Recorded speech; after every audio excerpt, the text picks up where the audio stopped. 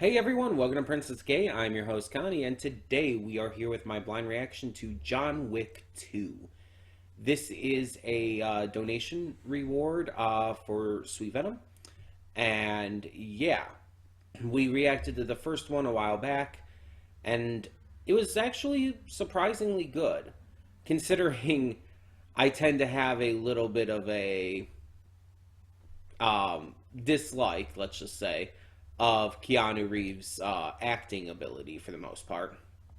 I will be the first one to admit when something proves me wrong. And so far, two movies have proven me wrong.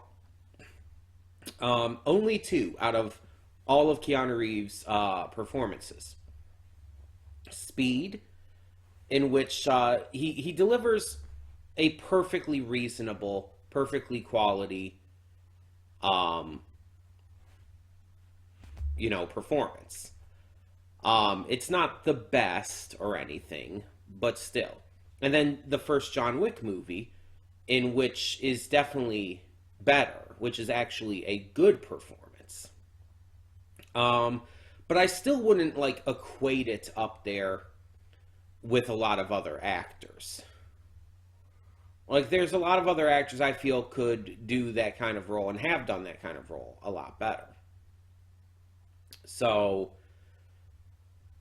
he's still not what I would consider a great actor, but he has his moments to where he can perform really well. It's just most of the time you get a performance more akin to The Matrix or Bill and Ted, where it's just like, does he think this is acting? And I'm not trying to just be mean, because I've stated before, I like Keanu as a person a lot. But in terms of acting ability, I just don't think it's there for the most part. With just now a couple exceptions. So now here's the question of where this is going to go. So the first movie had a very focused plot.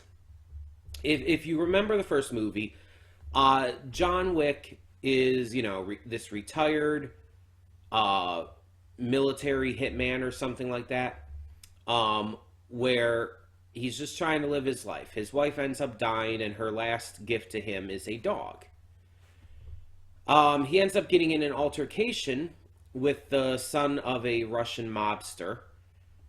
And the mobster and his friends end up coming to John Wick's house and killing the dog while, beating him up. The dog was not... They weren't trying to kill the dog initially. That wasn't the goal of them coming there. It just ended up happening because the dog was, barking at them and they were getting annoyed. So the entire rest of the movie is John going on this revenge tour of sorts to take out this entire group of people and everyone associated with them. We see him interact with various people, such as Ian McShane's character, who seems to be some kind of higher up in that regard. Some kind of higher up leader of this organization or group or something. We have Lance Reddick's character, who is the guy running this hotel that John stays at. You have this assassin, this female assassin who is sent after him, who he has history with. All of these different characters. Plus, of course, the Russian mob boss and his son and all of them as well. And in the end, John gets his revenge. He takes out everyone. So what more is there to do? The story is finished. There's got to be obviously something else that happens. There's got to be something else that pulls him back into this world again. But it's going to be a separate thing at this point. Because, again, everything from the previous film was kind of wrapped up. And that can happen sometimes, where you have a movie franchise that was never necessarily meant to be a franchise, and it just kind of becomes one because the first movie did so well that It's like, oh, we can make money on a sequel. Let's make a sequel. Even though, again, the movie wrapped up in a way to where a sequel doesn't really make sense. It's not really necessary. I mean, it doesn't hurt to have a sequel, but yeah. Um, it all depends in the end on how it's handled. Some sequels are handled very well, some are handled poorly. So obviously, can't really judge it until we see the movie. Um, I haven't heard too much about the sequels in regards to John Wick. I've heard people obviously talk about the first movie, and I've heard like maybe some thoughts about the fourth one since that more recently came out. But very vague thoughts and everything, no like specific details.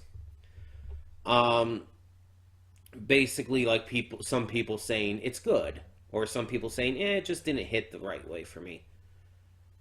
Stuff like that. No, again, specific details or anything that would clue me into what's going to happen.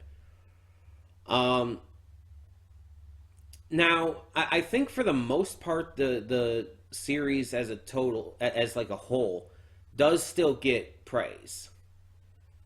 I don't think any of these movies have been outright like looked down on. So that's a positive sign. But as I've said before, I don't judge my opinions on movies before seeing them.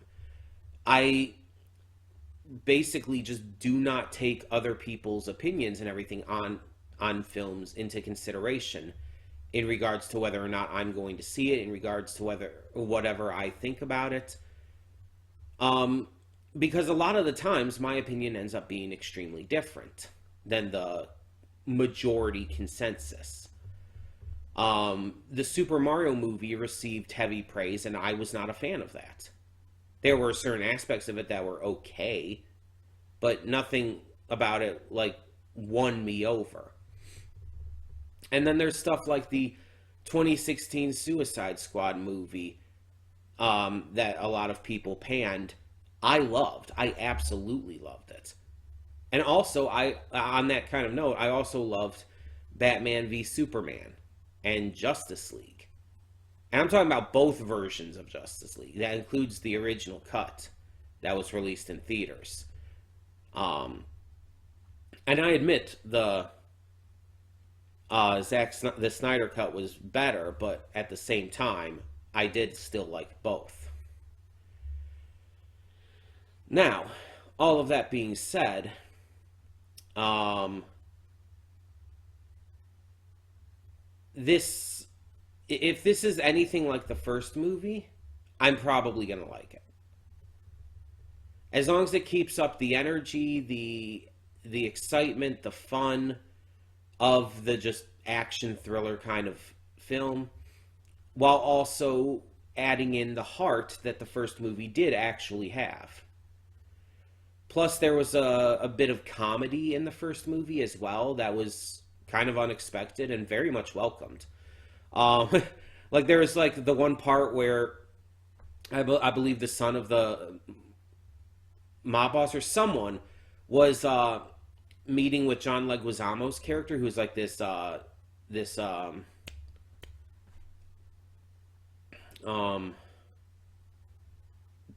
this garage owner, and everything. Um, and he's like, "Do you know whose car this is?"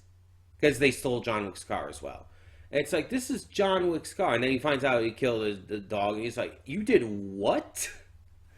And it's like it's just like the way it's performed and everything. John Leguizamo is really good at being both serious and funny at times.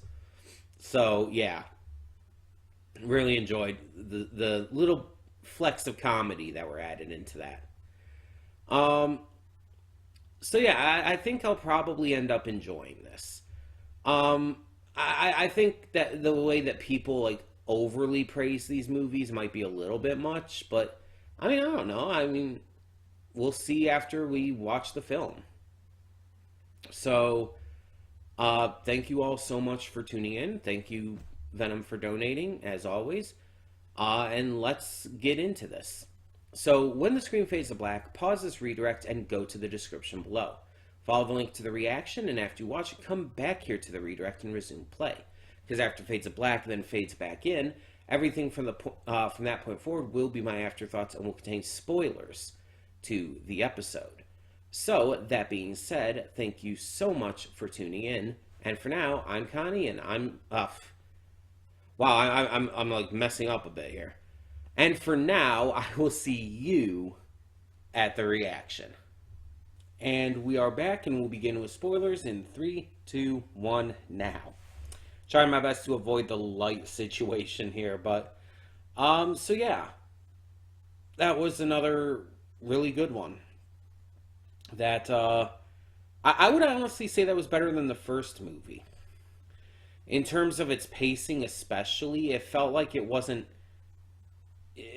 I think this is just a thing with a lot of movie series. When you have a first movie, it has to explain everything. You have to go into detail about the character, and the first movie handled this in a very different way than a lot of films do, by giving you the context and everything in a more natural manner rather than just expositing it.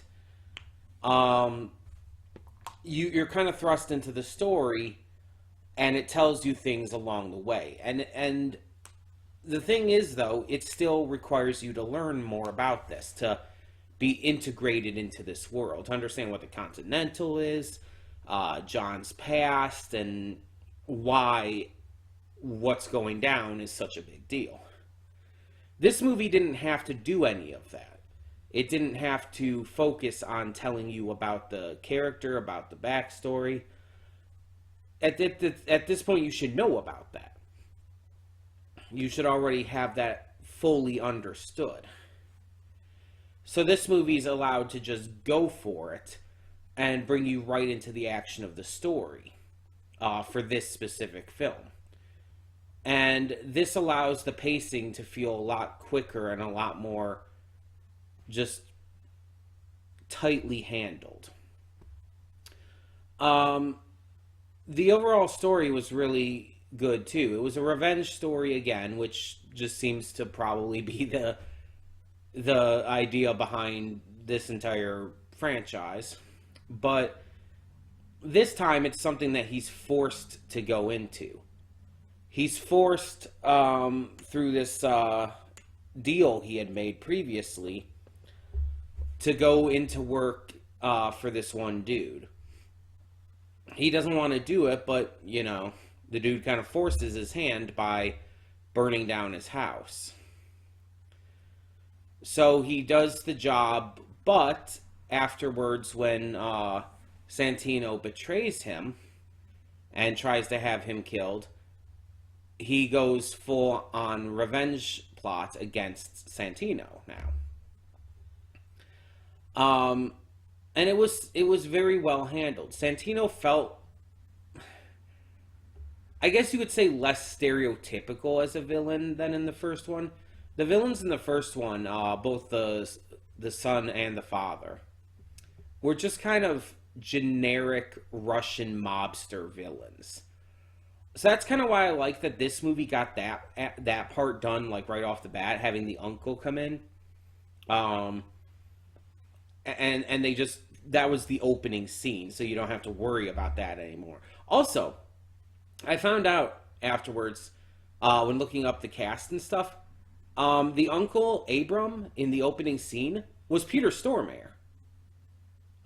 He's from a number of things. He was in The Big Lebowski. He's Godbrand in Netflix's Castlevania. And he's the guy in Until Dawn, the doctor, Dr. Hill, I think his name is. But yeah, I looked back on that after finding that out, and it's like, oh wait, yeah, that's very obviously him. I don't know how I didn't realize that before. I really am shocked I didn't notice that, because it's so obvious. I think maybe the beard threw me off. I'm not used to him having a beard when I've like seen him physically. Um, and then with like even with like Until Dawn, where it's like the model is obviously based around him, it's like he doesn't have a beard in that. So, also I think he was in Constantine as well. Was didn't he play like Satan in Constantine or something? Maybe I'm wrong about that. I don't know. But yeah, so that was fun to realize. I did obviously recognize Lawrence Fishburne right off the bat, though. He's a pretty recognizable dude. Um, yeah, he was fantastic in this, even for as small of a role as he had. Um, I'm hoping he comes back for the next one because he definitely could. And it showed him at the end when it was showing all the people like reacting to John's bounty. So he definitely could. Um, but yeah, I very much enjoyed this. A lot of great cast members added to this one. Ruby Rose, who played the uh, the mute girl working for Santino. Um, she did a pretty good job. I don't think the actress I've heard of Ruby Rose before. I don't think she's actually like deaf or anything or mute. Um, I don't know what else she's been in, so offhand I can't say, but I don't think she is. Um, but yeah, it's like either way, the performance was still very well handled. Common having a role in this was fun. He, he's he's usually pretty good in this kind of role, specifically in the role like he had in this, being like an enforcer of sorts. Um, and obviously, returning cast members like Lance Riddick and Ian McShane all did a fantastic job as usual. There were a lot of great shots in this film. A lot of great moments were just shot really well. The camera movement, especially in quite a few of the scenes. I really liked just how certain fights and action sequences were set up, allowing them to feel like you're kind of thrust into it alongside John. Um, it feels it feels a lot more natural than in the first movie, if that makes any sense. I also like the doggy, but I always like the doggy, so that's completely fair. That's not a surprise at all. But yeah, this was a good one. I mentioned about the comedic moments in what is typically a serious movie. Um, and I like that they add those in. I like that those comedic moments are in there because it helps balance it out. And even if they're not moments that are like meant to be like super funny, it's the way they're executed, the way a certain actor responds to something or whatnot. For example, when Lawrence Fishburne, who is a very funny actor, but when he's talking to John and John's like, "Well, you better get me a gun and everything," and just talking to him and all, and he's and like after like being convinced, he's Lawrence Fishburne's character is like, "Well, we better get this man a gun." Just the way he says that, or I don't remember exactly what he said, but something along those lines. Um, just the way he said it. It's the cadence in his voice, the specific tone he uses. It's just so funny. It's just genuinely funny. Um, so we leave off with John being excommunicado from the Continental, and now his hit has been doubled to 14 million, and everyone worldwide is after him. Everyone who is involved with this group, um, because he not it's not even because he took out someone on continental grounds. It's because he took out two members of the table. So now all of their assassins are going to be coming after him, and it's just, yeah, that's going to be tough. So the next movie is probably going to be even more like focused on the action than before, rather than being focused on like the reason for the action. Um, because at this point, it's pretty much just he's on the run from all these assassins who are going to be coming after him. That's the story at this point. Don't know how that's going to end up. Don't know like what that's going to involve. But yeah, it's going to be very interesting to see like how that goes down. Obviously, John's going to kill a lot of people and he's going to get out of it all well and good. But other than that, who knows? But yeah, I'm definitely going to continue these as expected. And hopefully they continue to impress. Sorry again for the lighting and everything, but not really something I can help. um, Thank you so much for tuning in. If you have any questions, any thoughts, anything you want to get off your head, feel free to leave those in the comments below. And yeah, for now, I'm Connie and I'm signing off. See y'all next time.